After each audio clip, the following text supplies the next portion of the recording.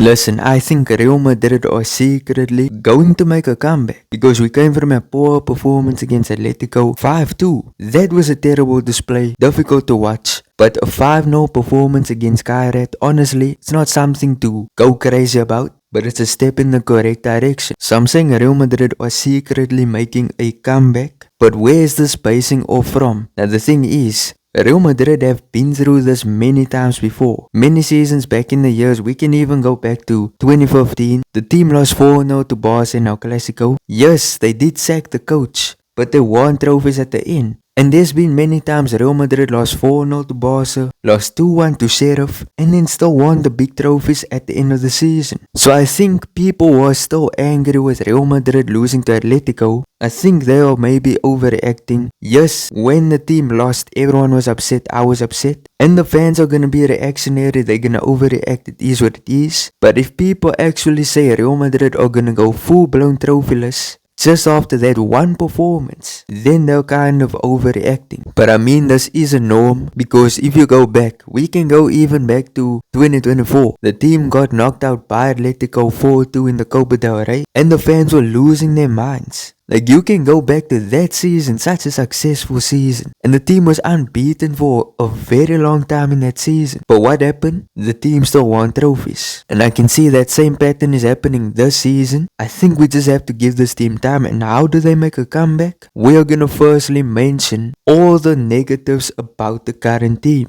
First of all, controlling the tempo of the game. Because, did you see that first half against Kairat? This team was losing the ball so much. Kairat was in control of the first half. For a good portion of the first half, Kairat was holding ball position. And that brings me to the first issue, controlling the tempo of the game. You know, when Xabi came in, he promised that the team is gonna hold more ball position and all this stuff. And yes, that is true in this game. Real Madrid did have more ball position. But in that first half, I did not like what I saw. The team was getting dominated on the ball. The number 2 thing that the team needs to improve on is, well, it's a thing that Xabi needs to improve on, and that is selecting the correct team. Because he's been bouncing around teams, he's been choosing one team this game, the next game a different team, and I think you're not actually doing a good thing by doing this. Yes, you're giving a lot of players minutes, and that is a good thing to do in the beginning of the season. But the problem that I have with this is, how do you actually give the team a good chance to adapt and a good chance to actually figure each other out? Because if you chop and change constantly, they have to figure out new things every single time. Maybe it's a good thing, maybe I just don't know anything. And the more I'm speaking, the more I'm thinking, maybe that is a good thing he's doing. But I think that might also be a problem. Because this is a team that needs results in this current moment. This is not pre-season. In pre-season, yes, doing that,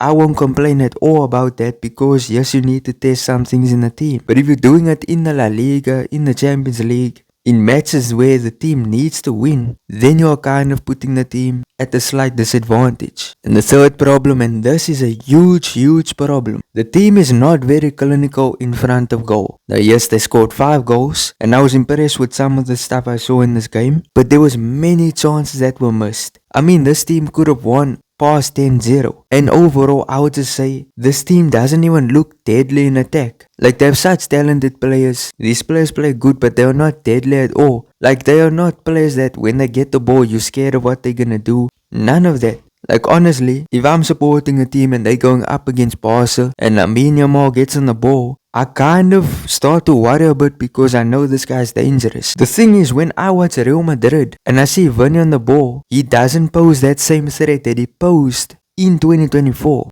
Because do you remember how he played in 2024? This guy was insane. This guy used to put fear into the defenders. But now, it's like the defenders don't even fear him. Even the Kairat defenders don't fear him at all. Then you go to the other side, Mastantuono. He's 18. He's not there yet. He's picking up his form, but he's not a well-established player for you to get even fearful of this player. The only one that, to me, strikes fear into the defense of the opposition is Mbappe. So those are the 3 things that are negative in my opinion, and this team has to absolutely fix it right after this match, like immediately. You know what, I said 3, but number 4, we have to add number 4. something that many of you guys mentioned in the comments of the previous video, the aerial duos. Because this team loses so much in the air. You have tall players like Militao, Hausen, Rudiger, all these tall players, and they lose in the air so much. So that is actually four problems that the team has to fix. But now we move on to the positives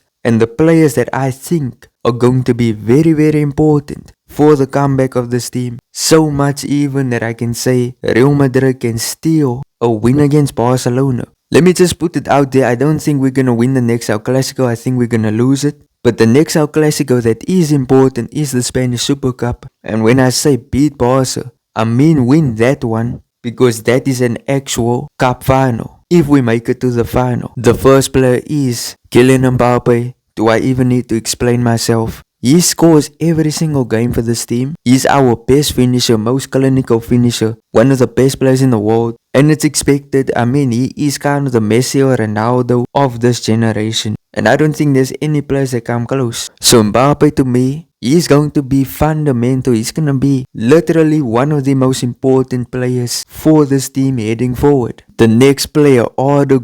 You guys knew I'm going to say his name. He's the guy who assists almost all of Mbappe's goals this season. Yes, he's had about one bad performance, but that's it. But I think he's also going to carry this attack. When he's not on the pitch, the team kind of looks flat, like there's no creative spark. You're not going to get it from anyone else besides him. And when Xabi took Arda off against Atletico, everyone could see that this team is flat in attack. That's why I think, and this is actually something I think could have happened, if he had kept Arda on that pitch, Real Madrid could have brought that scoreline to at least 5-4. But taking him off there, you're taking a big part of this attack. You're taking it away just like that. The next positive is Thibaut Courtois. Listen, we know already, I'm not going to over-explain this. Shot stopper. He saved so much goals for us. I do have one issue with him, which is when he's on the ball. He's been kicking that ball all around the pitch. He kicks it out of the pitch, outside the stadium. Like him on that ball, no confidence in him at all when it comes to him on that ball. When it comes to him saving a shot, confident. When it comes to him in ball position,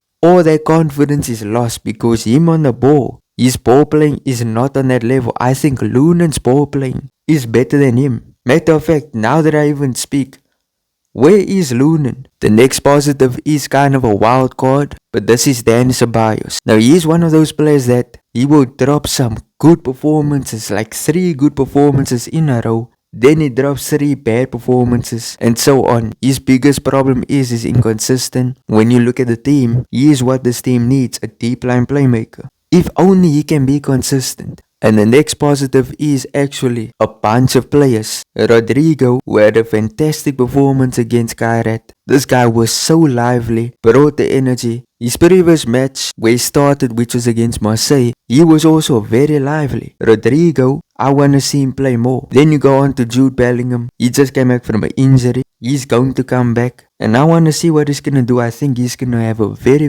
big impact on this team. Then in defense, Hausen, Asensio, I think they are very big prospects. And I think they've been good so far. Yes, the Atletico performance wasn't good, but I think they're also going to be very important. And then last but not least, Vinicius Jr. You know, in this game, I felt he had a good performance. Yes, he's not deadly, he's not a threat anymore, but he still has some glimpses of the old Vinny.